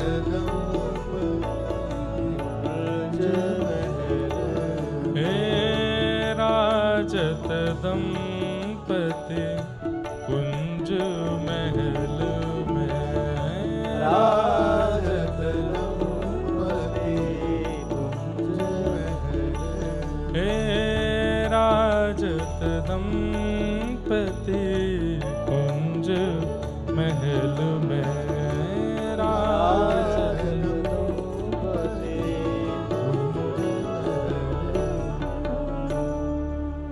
ऐसे गोसाई श्री विठलनाथ जी की कृपा से गोविंद दास पर ठाकुर जी अति अनुग्रह करके अपना अनुभव कराते हैं। इतनी लीलाएं हैं गोविंद दास जी के साथ की ठाकुर जी की, कहां तक उसका वर्णन करें। एक बार ठाकुर जी के संग वन में खेल रहे थे और तभी ठाकुर जी ने इनको घोड़ा बना लिया और आप स्वयं इनके ऊपर चढ़ गए। गोविंद दास जी घोड़ा बने हैं, ठाकुर जी पीठ पर बैठे हैं, चल रहे थे। तभी कोई व्यक्ति वहां से निकला, उसने गोविंद दास जी की ओर देखा। अब ऊपर बैठे ठाकुर जी नहीं दिख रहे हैं, नीचे बस गोविंद दास जी चल रहे हैं, ये दिख रहा था। अचानक से तभी क्या हो गया कि गोविंद दास जी चलते चलते वस्त्रों में ही लघुशंका करने लगे। उस व्यक्ति ने देखा ये क्या हो रहा है, ये क्या कर रहे हैं। गोसाई श्री विठलनाथ जी के शिष्य, मंदिर में पद सेवा राग सेवा करने वाले गोविंद दास, अरे राम राम, आचार विचार शून्य। मैं अभी गोसाई जी से अभी इनकी शिकायत करता हूं। गोसाई जी से जाकर के कहा, बोले कि आपके शिष्य ही जब ऐसा करेंगे तो समाज में क्या असर पड़ेगा बातों का। बोले क्या किया भैया। बोले देखो, आज यहां खड़े होकर के लघुशंका करना मना है शास्त्रों में। आपका शिष्य गोविंद दास वो तो घोड़ा बन के लघुशंका कर रहा है और बिना वस्त्र उतारे, बिना जनेऊ चढ़ाए। गोसाई जी बोले नहीं नहीं नहीं, कोई और बात होगी, ऐसा नहीं। बोले नहीं, मैं अपनी आंखों से देख के आया हूं। आने दो, बताता हूं। शाम को गए पद सेवा करने के लिए, जैसे ही पहुंचे तो गोसाई जी ने कही, गोविंद आज हमको तुम्हारी शिकायत मिली। बोले क्या। तुम सवेरे सवेरे जो है ऐसे ऐसे लघुशंका कर गए थे अपने वस्त्रों में ही, और ये तो बहुत गलत बात है। ऐसा क्यों किया, मैं कारण जान सकता हूं। गोविंद दास जी के नेत्र बंद हो गए। जय जय, आपको लाला खेलवे जावे मेरे संग वन में, और आज लाला के मन में आई कि तुम घोड़ा बन जाओ, मैं तुम्हारे ऊपर बैठूंगा। तुम घोड़ा बन गए हो, जो मेरे ऊपर बैठ गए। बोले फिर मैं चलन लगो। चलते चलते मैंने जय जय ते कही, लाला नेक ऊपर ते उतर जाओ। तो बोले क्या बात है। अरे नेक मुकू शंका निवृत्त करवे जानो है, मैंने शंका निवृत्त करके आ जाऊं फिर बैठ जाइयो। तो आपको लाला बोलो, हम बे तेने आज तक कभी कोई घोड़ा से ऐसे देखी है। घोड़ा चलते चलते पूछता हो, ओ भैया स्वामी नेक उतर जा, मैं लघुशंका करके आऊं। घोड़ा तो चलते चलते ही कर जावे, और तू मोते पूछ के जावे को। अरे घोड़ो बनो है तो घोड़ा की तरह रहे। गोसाई श्री विठलनाथ जी बोले फिर का। मैंने भी यही सोची, मैं गोविंद दास नहीं हूं, मैं घोड़ा ही हूं। भैया घोड़ा पूछ के ना जावे। मैंने भी नहीं पूछी, मैंने भी वस्त्र नहीं उतारे, मैं ही कर गयो। गोसाई श्री विठलनाथ जी ठाकुर जी के आगे गए। बोले सारे वेदों का निर्माण आपने किया, सारे आचार विचार नियम आपने, और सबसे ज्यादा आप ही तोड़ते हो। सब जगह क्या करवाते हो लीला। बोले कि अब ये मेरे प्रेम की लीला है, और जहां प्रेम भाव प्रकट हो जाए वहां तो सबरे नियम टूट जाएं। जहां नियमों का पालन हो रहा हो वो प्रेम कैसा।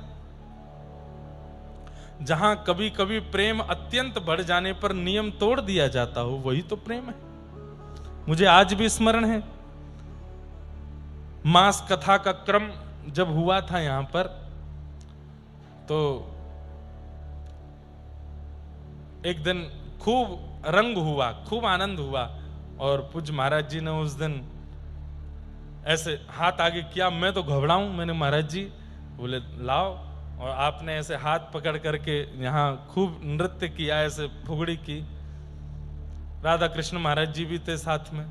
हम दोनों का स्पर्श करके महाराज जी ने नृत्य तो कराए, पर उस दिन चंदा तारे सब दिख गए थे हमको, क्योंकि उस दिन ऐसा लगा कि भाई कोई अत्यंत तपोनिष्ठ व्यक्ति आपका स्पर्श कर दे, और आपका तप यदि उस योग्य का ना हो तो हो ही तो जाते हैं। और फिर हम लोग तो एक चक्कर में बस हो जाते हैं। महाराज जी तो एक बार मोह घुमा में, फिर एक बार राधा कृष्ण जी को घुमा में, फिर मोह घुमा में, हमको स्मरण में है। फिर बीच में एक बार मैं वहां बैठ के पानी पी रहा था, फिर राधा कृष्ण जी बोले अब आपकी बारी है, मैं पानी पीऊं, और महाराज जी अकेले घूमते ही जा रहे थे। लेकिन उस दिन ये नियम तोड़ना नहीं होता, ये प्रेम का प्रदान करना होता है। आपका स्पर्श का इतने वर्षों का नियम, लेकिन आप अपने प्रियजनों को स्पर्श कर देते हैं। क्यों? क्योंकि प्रेम में नियम तोड़ दिया जाता है, अत्यंत प्रेम में। कल रात्रि हम लोग गुरुजी के यहाँ प्रसाद पाने गए थे, तो वहाँ हमारे विकास गुरुजी बता रहे थे कि महाराज जी से कुछ वर्ष पहले एक बालिका ने पूछा कि आप बोलते क्यों नहीं हैं और आप किसी का स्पर्श क्यों नहीं करते हैं, इसके पीछे कारण क्या है। इतना सुंदर उत्तर लगा, मैं कल खूब गदगद हो गया था ये उत्तर सुन के। तो महाराज जी ने उत्तर दिया, ये आप लोगों को बताने की बात है, और जो जनमानस कथा लाइव भी सुन रहे हैं उनको भी पता चले आचार्य चरणों की स्थिति क्या है। तो आपसे किसी ने पूछा आप स्पर्श क्यों नहीं करते, आप मौन क्यों रहते हैं, तो महाराज जी ने उत्तर दिया, आज के कलिकाल में, आज के भयावह कलिकाल में भगवान के नाम के अलावा कुछ भी बोलना अब उचित नहीं है अपने कल्याण के लिए। इसलिए संसारी विषय वार्ताएं करना उचित नहीं है। इसलिए हमने ये नियम लिया है कि हम किसी से नहीं बोलेंगे और हम केवल भगवत वाणी बोलेंगे। इतना सूक्ष्म चिंतन हम नहीं कर सकते। आज के इस विषयी कलिकाल में भगवान के नाम से अधिक सुंदर कुछ और बोलने लायक बचा नहीं है।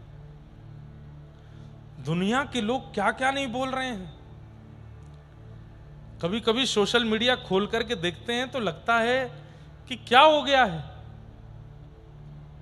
आजकल अगर आप गाली दे करके नहीं बोलते, अपशब्द नहीं बोलते, आजकल के आधुनिक गानों में यदि गालियां नहीं होती हैं तो वो गाने चलते नहीं हैं। बिना गालियों वाले गाने हैं तो आपका गाना साल 2 साल में 1-8 लाख पहुंच जाएगा, 1-8 लाख लोग सुनेंगे। और आपने भर भर के गालियां किसी गाने में गा दी हैं तो वो एक दिन में 1 करोड़ लोग सुन लेंगे उसको। सोच रहे हैं आप, समझ रहे हैं कि किस दिशा में हम लोग पहुंच चुके हैं। कहां पर प्रधानमंत्री जी कभी कहते हुए दिखते हैं नारी सशक्तिकरण के बारे में, नारी रक्षा के बारे में, नारी सुरक्षा के बारे में। इतना नारियों का रक्षण करने के लिए सरकार बोलती है। हमारे शास्त्र कहते हैं कि नारियों का सम्मान जहां नहीं होता उस घर में देवता तो क्या, पितृ भी उस घर का तर्पण स्वीकार नहीं करते जहां नारियों का सम्मान नहीं होता है। और आज सबसे ज्यादा गालियां मात्र और बहन के रूप में ही दी जाती है। और हम लोग यहां पर सरकार से अपील कर रहे हैं, हमारे यहां पर माताएं सुरक्षित नहीं है, बहनें सुरक्षित नहीं है, बेटियां सुरक्षित नहीं है। और खुद ये भाई लोग जब गाली देने पर आते हैं तो सब कुछ एक कर देते हैं। सारी गालियां मां को ही दी जाती हैं, सारी गालियां दीदी बहनों को ही दी जाती हैं। कितने गंदे गंदे शब्दों का प्रयोग करते हैं।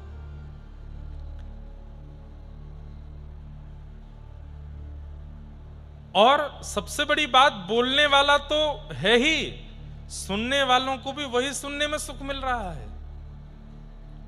और इनमें केवल पुरुषों का दोष नहीं है, आजकल की नवयुवतियां भी इसमें बहुत आनंद लेती हैं, बहुत प्रसन्न हो रहे हैं। हाँ हाँ, कितनी अच्छी वाली गाली दी, ये कोई बात है। तब महाराज जी ने, अब ये तो आज की बात हम देख रहे हैं, महाराज जी ने तो वर्षों पहले नियम ले लिया कि अब इस संसार में बोलने लायक वस्तु या बोलने लायक कुछ बचा नहीं है भगवान के नाम के अलावा, इसलिए मौन हो गए, केवल भगवान नाम कभी कभी बोलते हैं। मैंने एक बार स्वर सुना था महाराज जी का, महाराज जी को भी स्मरण नहीं होगा कि जब मास कथा हो रही थी तो अचानक से गोदावरी जी में जल आया था और पूरा दत्त धाम इतना आनंद में आ गया था। मुकुंद काका भी थे साथ में, आप भी शायद गोविंद काका की उस दिन आए थे, तो हम लोग सब लोग गए थे नीचे गोदावरी स्नान करने, महाराज जी भी आए। तो जब मुकुंद काका स्नान कर रहे थे तब महाराज जी ने उनके पीछे खड़े होकर के एक बार कहा था दिगंबरा, तो मैं वहीं पास ही खड़ा था, तब मैंने बस स्वर पहली बार महाराज जी का सुना और वो स्वर इतना अद्भुत था। ये हम महाराज जी को संकुचित करने के लिए महाराज जी को नहीं बोल रहे हैं, आप सबके बीच अपने भाव बता रहे हैं। तो महाराज जी ने उत्तर दिया कि अब इस संसार में बोलने लायक कुछ बचा नहीं है भगवान नाम के अलावा, इसलिए हम मौन रहेंगे, केवल भगवान नाम बोलेंगे, इसलिए मौन है। फिर प्रश्न हुआ कि आप किसी का स्पर्श क्यों नहीं करते? इसका उत्तर सुन के तो मैं रात में बड़ा प्रसन्न हुआ। आपने उत्तर दिया कि जिस अंग को ठाकुर जी का स्पर्श प्राप्त हो गया हो, उस अंग को अब संसार के किसी स्पर्श की इच्छा नहीं है। जिस देह को ठाकुर जी ने छू दिया है या जिस देह ने ठाकुर जी को छू लिया है, अब उससे संसार के जीवों को छूने की इच्छा नहीं होती, इसलिए स्पर्श की इच्छा नहीं।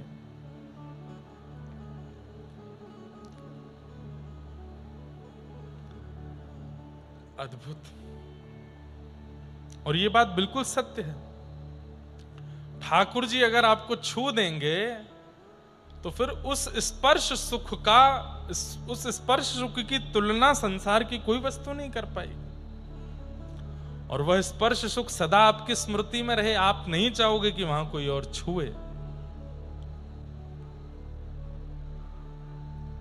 एक बार एक प्रेमी कहीं बैठा था तो उसकी प्रियतमा आई और उसके बगल में बैठ करके केवल उसके ऐसे हाथ रखा जंघा पर, और वो हाथ थोड़ी देर रख के वार्ता करके वो चली गई।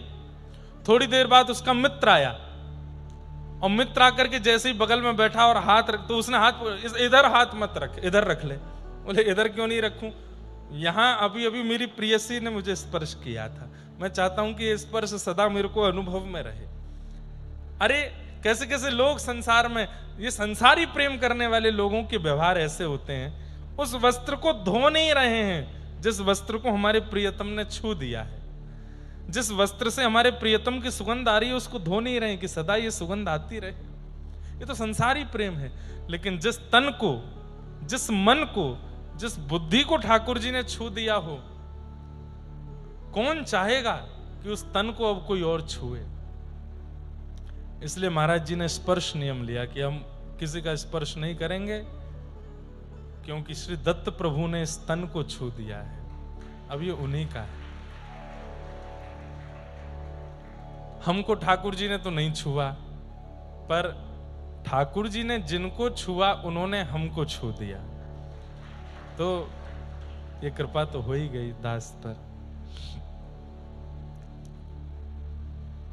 एक इच्छा है मेरी, लेकिन मैं सार्वजनिक नहीं कहूंगा, महाराज जी से एकांत में कहूंगा और वो करूंगा चर्चा। ऐसी भाव हैं।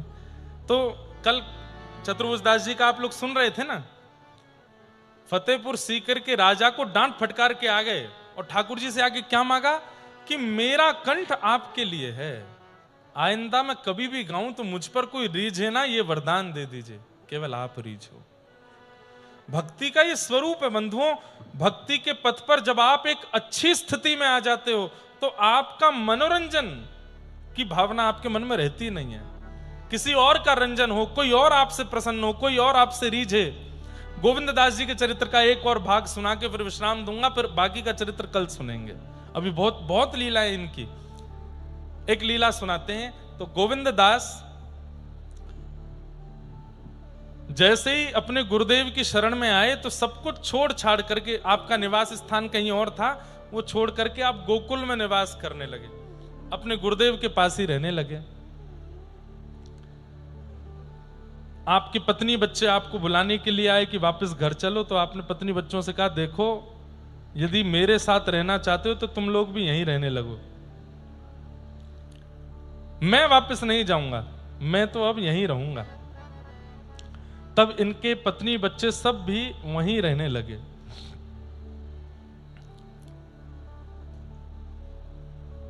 कुछ साल निकल जाने के बाद इनके गांव के कुछ लोग वो गोकुल आए, और गोकुल आकर के मन में इच्छा थी कि हमारे यहाँ के बहुत बड़े प्रसिद्ध गायक थे गोविंद दास, उनसे मिलके तो आए कैसे हैं।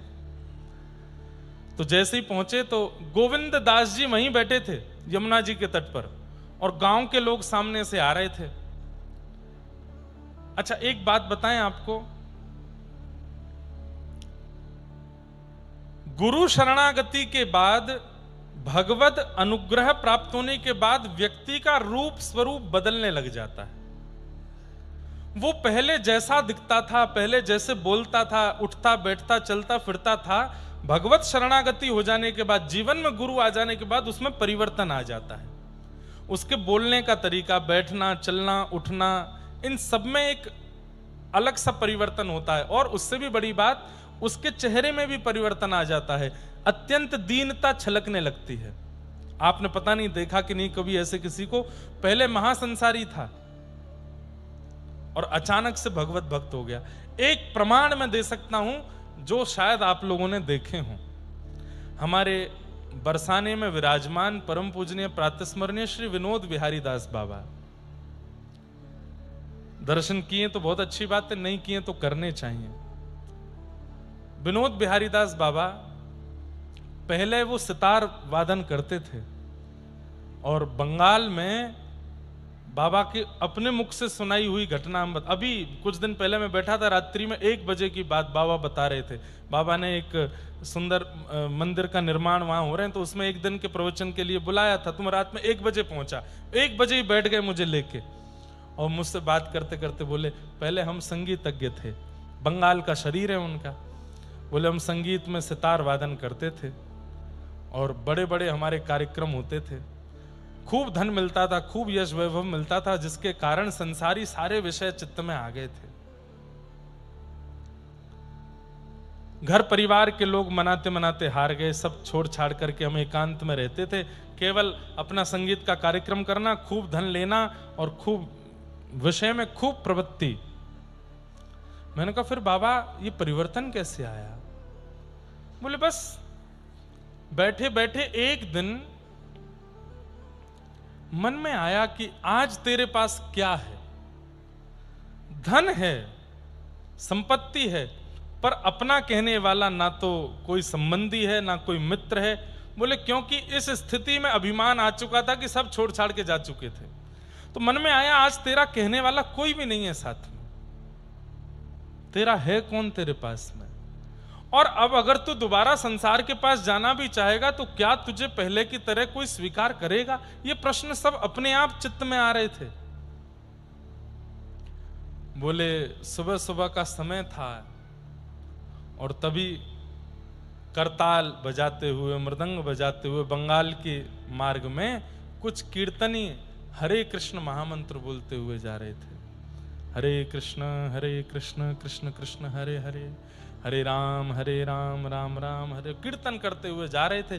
बोले वो ध्वनि कान में ऐसी पड़ी, बोले इतनी बार वो कीर्तन पड़ा था। वो सुबह सुबह कीर्तन की आवाज आती थी, कभी ऐसे बैठता था, कभी तकिया रख लेता था, कभी बंद करता था, ये सुनाई ना दे। लेकिन आज वो कीर्तन जब कान में पड़ा, नेत्र बंद हो गए। और बोले वो कीर्तनी दूर जा चुके हैं, लेकिन मेरे चित्त में वो स्वर घूमता रहा, घूमता रहा, घूमता रहा, घूमता रहा। अब उठ के चलते फिरते बैठते नहाते खाते हंसते पीते जागते बस वो कीर्तन, और मैं संकोच करूं कि ये क्या हो रहा है मेरे साथ। और बस वो दिन, उसके बाद विषय छूट गया, विकार छूट गए, वासनाएं छूट गई, सब छूट के बस इच्छा हुई कि अब चलो। और सब छोड़ के गुरु शरणागति ली, सब त्याग करके बरसाने आ गए और तब से श्री जी के शरण में है। क्या कहेंगे इसको? पहले का स्वरूप महाराज जी दिखाते हैं, उसमें वो पता ही नहीं लगता है। क्यों? क्योंकि संसारिक स्वरूप था ना, तो पूर्ण उसी भाव में थे। और ठीक 1 साल बाद ही जब पूर्ण विरक्त और वृंदावन आ गए, तब का चित्र महाराज जी ने दिखाया। तो नेत्रों में दीनता दिख रही है, अत्यंत दीन, अत्यंत सरल, अत्यंत सहजता सब अनुभव हो रही है। भगवत सामीप्य प्राप्त होने के बाद, भगवत शरणागति होने के बाद यदि दैन्य नहीं आया है, तो इसका मतलब भगवत शरणागति हुई नहीं है। दैन्यता सबसे बड़ा लक्षण है, और वो नेत्रों में, वाणी में, स्वभाव में, व्यवहार में, बुद्धि में, विचार में दैन्यता दिखने लगती है। हमारे दत्त धाम के जितने भी परिकर के लोग हैं, उनमें दैन्य अटूट है। दैन्य की खान कह दूं तो कोई कम नहीं है, ऐसा दैन्य। परिक्रमा कर रहे होंगे, भयंकर धूप पड़ रही है, जैसे ही देखे महाराज जी आ रहे हैं, तुरंत दंडवत कर लेंगे, बड़ी दीनता से बात करेंगे, बड़ी दीनता से कोई भी बात का उत्तर देंगे।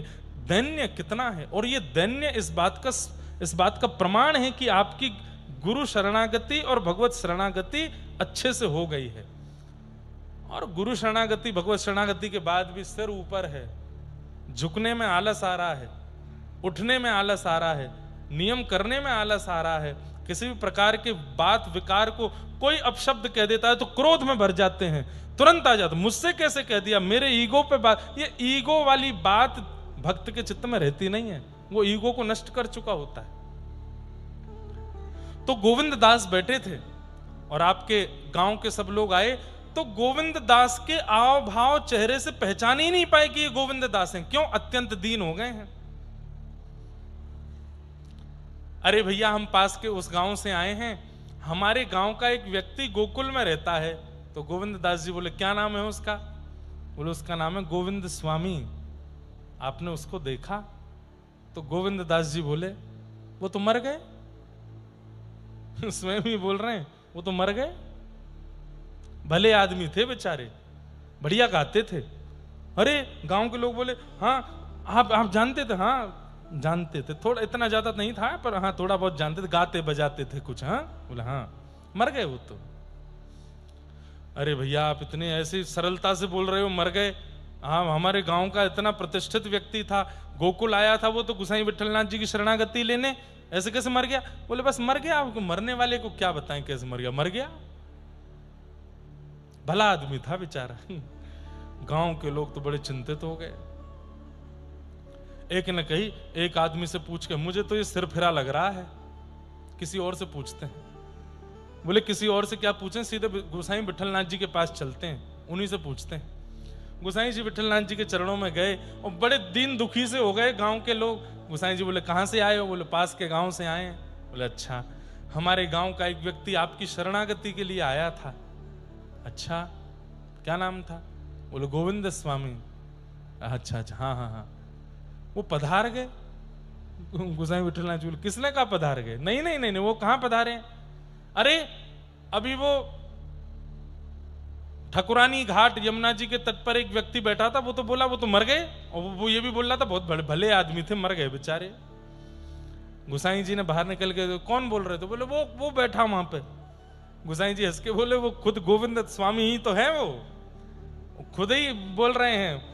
गांव के लोग दौड़ करके गए, जाके बोले, गोविंद दास, आपसे हमने पूछा कि गोविंद स्वामी, आपने ये क्यों कहा कि मर गए? बोले, मैं यही तो बता रहा हूं कि गोविंद स्वामी मर गए, गोविंद दास अभी जीवित हैं। जिनके अंदर स्वामी पना था वो पधार गए, अब तो दास जीवित है। गुरु की शरणागति के बाद अब मैं दास बन गया हूं, मेरा स्वामित्व चला गया है, अब मैं स्वामी नहीं हूं। ऐसे गोविंद दास, गोविंद स्वामी, उनका पावन चरित्र है, हम लोग आगे श्रवण करेंगे कल के सत्र में। आज ठाकुर जी का मधुर जल क्रीड़ा उत्सव कितने बजे से रहेगा महाराज जी? लगभग 5 बजे से 5 बजे तक का समय है। आप लोग बढ़िया गोदावरी स्नान करके प्रसाद पाके चक सो जाओ और 4 बजे गुरु जी के